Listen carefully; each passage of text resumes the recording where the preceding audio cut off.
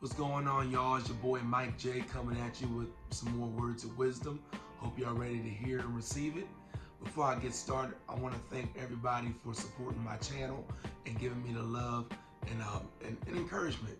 And I really appreciate it so much. And I'm sorry for getting back to another video so late. Been so busy with doing stuff. I had a party last week. Had to do some other things too. So again, I'm sorry. I want to try and get more videos out to you as frequent as possible. So again, bear with me and I apologize. But today's episode, pretty much, I want to kind of just give my personal testimony. Again, this may not be for everybody, so I'm sorry, but I believe that there is healing in other people's testimonies. So y'all hunker down and I'm gonna tell y'all a story. So basically, it all started around, I guess, a couple months ago. I wasn't feeling too well, and I went to the doctors, and come to find out, I had like beginning stages of stomach ulcers, and eating bad and stuff also is a high contributor to it. But believe it or not, the top thing that they said contributes to it is stress and stuff. So one day I just caught myself I just overheard myself one day, and I said, this is not like me.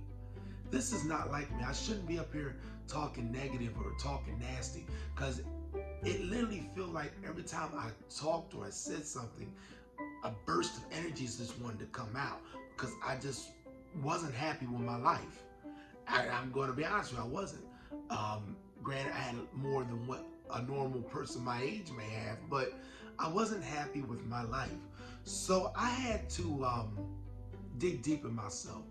I had to get through all the skeletons and all those inner demons and stuff. And I said that I have to really come out of this depression, because that's just straight up depression. So I knew that the people that I surround myself with weren't doing nothing but giving me negative vibes and nastiness, but I didn't really pay it much attention. But after I sat there and had a long talk with myself, and then also had a long talk with God, I said that I wanted to be free from all those negative spirits, all that negativity that contribute to nothing but making you a grumpy person. You wake up in the morning, there's no joy. You go to bed, you just living just practically to just sleep all day and eat. I was eating bad. I'm still eating bad a little bit once in a while, but I try to monitor it. I wasn't getting active as much. I was gaining weight. I wasn't going to gym. I wasn't getting much of exercise. I was just kind of getting up, going to work, and then coming home, taking a nap, being a couch potato, which is that couch right there, pretty much. Just sit there taking long naps. And I had a moment where I relapsed and went back to it. I backslid a little bit, but I realized that I have set myself with priorities that need to be fulfilled on a daily basis. And God can't bless mess. God can't bless. I can't sit there and tell God I want A, B, C, D, E, F, G, but yet I'm not doing H, I, J, K, L, M, N, O, P. I can't sit there and tell God I want to be a millionaire, but I have a lazy mentality. So my prayer on the daily is for a clear conscience and a clear understanding of who and what I am and what I want, and trying to go along with getting to that goal. And also with that prayer too, I also prayed that I had people that are like-minded like me, people that will come along with me and just bring positivity, bring positive vibes with them, bring godly vibes with them. and I'm gonna be honest with you, a lot of people who I used to surround myself with was of the church. And one thing I've learned, and this is no disrespect to church going people, I'm a church goer myself. Um, Church folks are messy. That's the bottom line. And the same person that they're talking about to you, they're also talking to that person about you. So you have to be careful about who you surround yourself with. And not just even going for the church. That goes for outside into the real world. Because the reflection of what goes on in church is really just the world. And it don't matter whether it's a church, a kingdom hall, a synagogue, or anywhere. You have to be mindful about who you're surrounding yourself with, because that is the trick of the enemy. The enemy, excuse me, the enemy will come and he will suck the life out of you. And it's not, and it's a daily struggle. It's a daily struggle. You have to understand that you're in this battle for the long run. It ain't just a simple fix and that's it. You really need to have a clear, like I said before, you need to talk to yourself. And you need to tell yourself and talk to God. I personally recommend talking to God first before anything, because he knows you before you know yourself. And he knows what you're going through, and he knows what you're about to go through. So I would talk to him first. Along with that, talk to yourself. God doesn't throw nothing at us more than what we can bear. We just have to, now as cliche as it may sound, somebody that once told me, and also it says in the Bible, when you have more trials and tribulations, that means that God is, well, if you're doing right, of course, and you're trying to do right by God, that means that God is testing you, but at the same time, there's also tricks of the enemy that the enemy's going to throw in front of you to where you can't meet your goal. But God's saying, keep your eyes on me. Don't worry about what's going on to the side. Don't worry about this or that. Don't worry about the storm that's coming over the horizon. Focus on me, and I will guide you through the storm.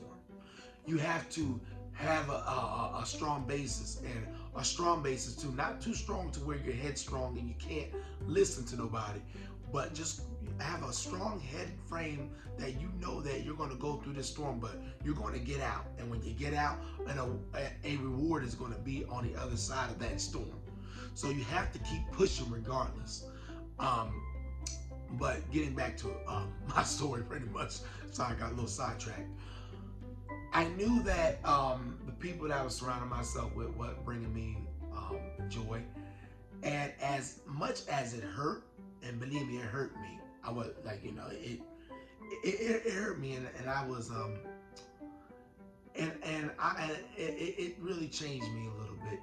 I'm not gonna lie, it hurts when you surround yourself with those people that you call some of the people are your family members too.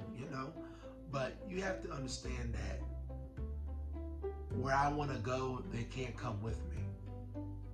Unless they change who they are. And one thing I learned, you don't never ask somebody to change who they are. Either you accept them for who they are, and if not, hey, I'll move on. But overall, I'm a firm believer that you can't change nobody, and only God can change them, and only they and their willingness to change. But the people that I surrounded myself with, I realized that they weren't able to not fit in my circle or nothing like that, but I couldn't take them with me. And I had a good talk with myself. I said, God, if it's meant to be, show me a sign or something. And he showed me that sign. And I went along with it, and I ran, and I didn't turn back. Don't get me wrong, there are times where, I see things that reminded me of them, or certain posts or whatever that may be tagged in or whatever, and it hurts. It does hurt, because you realize, like, dang, I could have been there, or I could have been there instead of being at home on my couch, or with we're doing this other stuff or whatever. But when you have the power of the Holy Spirit telling you you know, it's going to be all right. You have to just keep pushing. Sometimes you have to learn to be alone and to enjoy your own company, because you'd be surprised about what might happen if you just do it. You have to know that you're going to be alone in life at times. Not all the time. God throws people out of your life, or he allows them to walk out of your life for the purpose of the simple fact that you have other people that's about to come within your life, and they're going to bring more into you. They're going to give you more life. They're going to give you more inspiration. They're going to give you more goals to set for yourself in some cases, and that's what's going on. Granted, I'm not finished with cutting out the excess negativity or the excess people that don't bring nothing in my life, but it's a process. You can't just do it all at once like that. You have to take time and really observe how people interact with you and how they interact through certain things. And if you realize, okay, these people not bringing nothing in my life. And here's the thing: if how you really want to know if somebody brings you positivity or negativity, follow your heart, but also follow your head and follow your spirituality. When you have a vibe off of a vibe off of somebody, you kind of get goosebumps almost. It's almost like almost like you feel a disturbance in your area. It's like literally a disturbance in the force, like they say on Star Wars. You feel like something's disturbing my peace, and I don't know what it is. And the more I surround myself with this individual or in this frame of mind, I start to get less peaceful, and I start to get antsy, and I start, for me personally, start getting anxiety and stuff.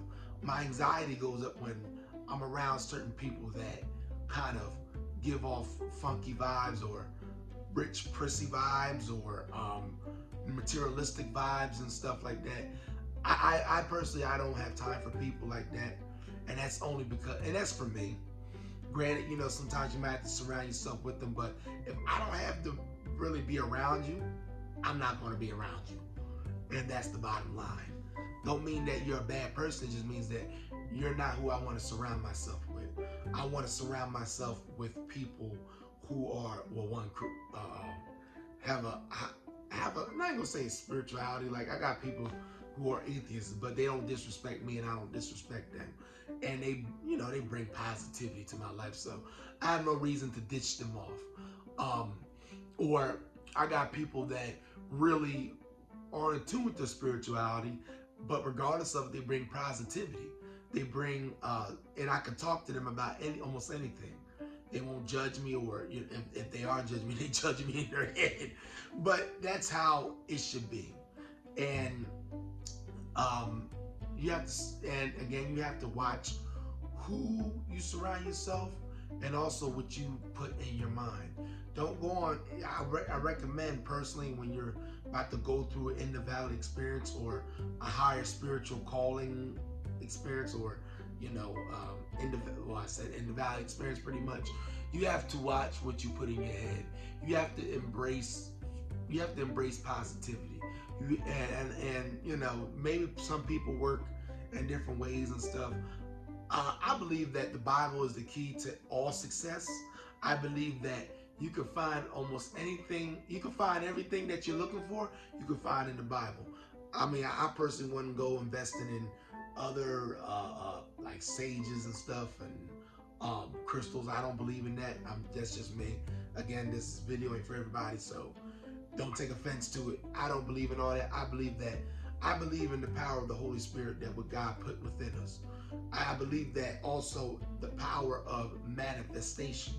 When I say manifestation, that's not like me saying, oh, I'm going to think it and it's going to pop open.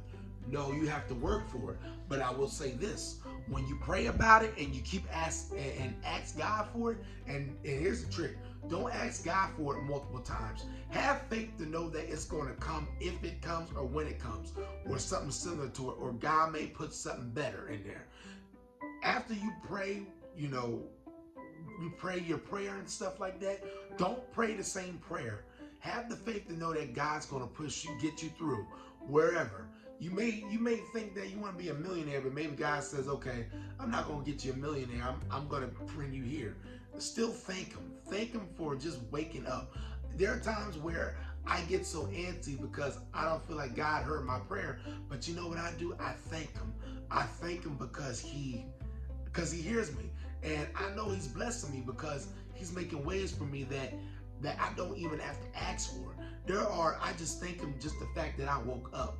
I thank Him because I have a good job. I thank Him because I have a house, or excuse me, an apartment that I can call my own. I thank Him because I have a loving, supporting family.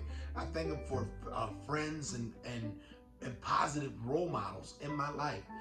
Thank God for everything that you're going through, and thank God for what's about to come.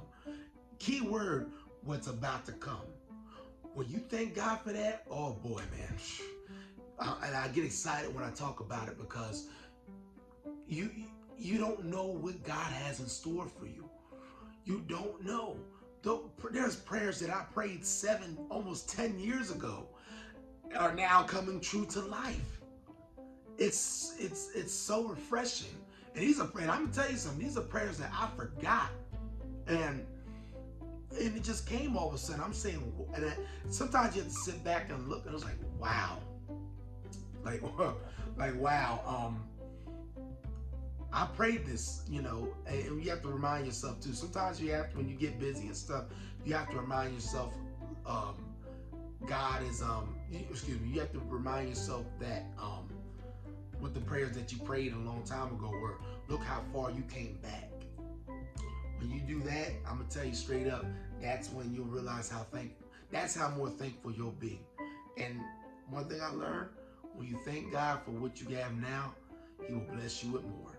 But remember this, with higher levels come different devils. Remember that. When the devils that you face now are maybe nothing compared to what you will face later on and to your higher level of income or wherever you're trying to go in life. But regardless of it, know that God is with you. We may have left God, but God has never left us. But I had to get back to me too. I had to have that talk with God. Once I did, I made those changes, and I said that I feel, there's times I miss those people in those moments too. But I said to myself that this is where I need to be. Again, you're gonna have moments when you backslide. You're gonna have moments where the enemy's gonna trick you and hold you up or put a wall in front of you. Punch through that wall, because God is with you. Punch through that wall, keep moving through the storm. No matter how hard the wind may blow, keep pushing through. You're going to make it. Everything is going to be all right. You don't need sages. You don't need crystals. You don't need pagan gods and stuff like that to have your dreams come true.